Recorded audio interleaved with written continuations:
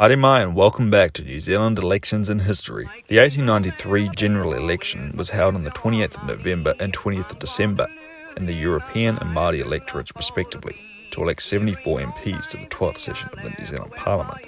Liberal leader and Premier Richard Seddon was seeking a second term for his party. Richard Seddon?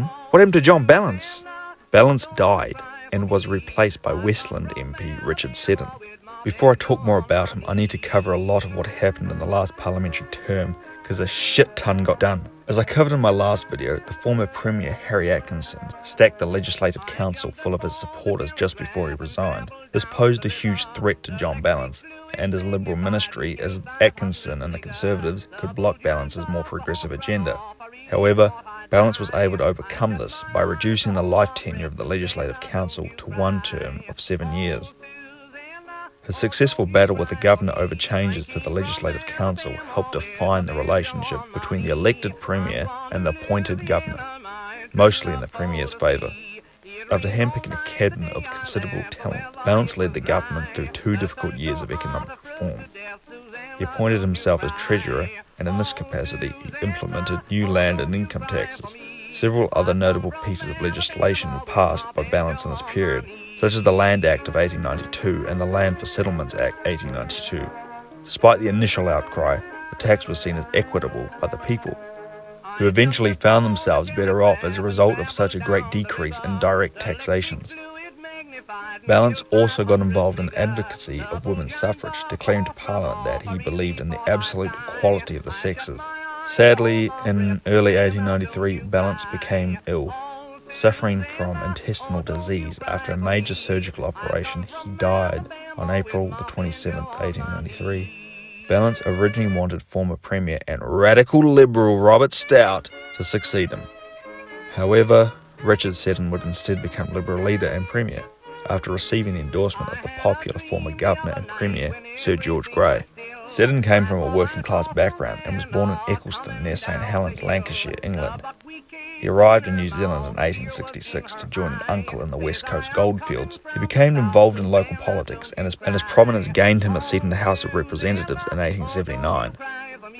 Seddon became a key member of the Liberal Party under the leadership of John Ballance, but differed greatly from him due to his social conservatism and populist ideas clashing with Ballance's progressivism. When the Liberal government came to power in 1891, Seddon was appointed to several portfolios, including Minister of Public Works. His natural leadership and confrontational manner led him to rise up the ranks quickly. By far the most notable piece of legislation passed before the 1893 election was the Electoral Act 1893, which extended the franchise to all women, including Māori, aged 21 and over. Women's suffrage was granted after about 2 decades of campaigning by women such as Kate Shepherd and organisations such as the New Zealand branch of the Women's Christian Temperance Union. After this bill became law, New Zealand became the first country in the world to give women the right to vote. Despite passing under a Liberal government, which generally advocated social and political reform, Premier Richard Seddon opposed women's suffrage. This was due to the alignment of suffragettes to the temperance movement. Seddon, as a publican, was concerned that if women got the chance to vote, they'd push for prohibition. Sir John Hall, a Conservative politician and former Premier, received most of the credit for pushing the legislation through Parliament. Oh hell, I've spent more time talking about the Liberals, I forgot to talk about the Conservatives. The Conservatives were now led by William Rolleston, a Christchurch politician who hailed from Maltby, Yorkshire. Initially a member of the Canterbury provincial government, Rolleston gained national attention and praise for creating a school for deaf children. Rolleston later served in the cabinet of Sir John Hall and became leader of the opposition following the 1890 election. During the election campaign, Seddon and the Liberals ran on their popularity in improving the economic situation. Both the Liberals and the Conservatives claimed credit for sponsoring the enfranchisement of women, and both sought to acquire women's votes. Unlike previous election campaigns, which were often dull and uneventful, this election was exciting and captured the interest and imagination of the public. Many New Zealanders found the prospect of having both a Liberal and Conservative party going head-to-head exhilarating and made them feel very British. Both Seddon and Rolleston were compared to British parliamentary rivals Gladstone and Disraeli. Both men travelled around the country attacking each other and making the case for their ideas, making this election a battle not only of the personalities but also ideology. Unusual in today's politics, right? There was also uncertainty around the impact women voting for the first time would have on the result. Going into the election, people were unsure about what the result would be.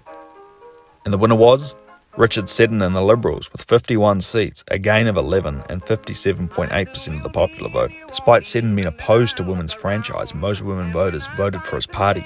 While it was an excellent night for the Liberals, it was a terrible result for the Conservatives, who only won 24.5% of the popular vote and lost about 12 seats to only hold 13 seats in a parliament of 74. The swing to the Liberals was so great that Conservative leader William Rolleston lost his own seat of Holswell, considered one of the safest Tory seats in the country.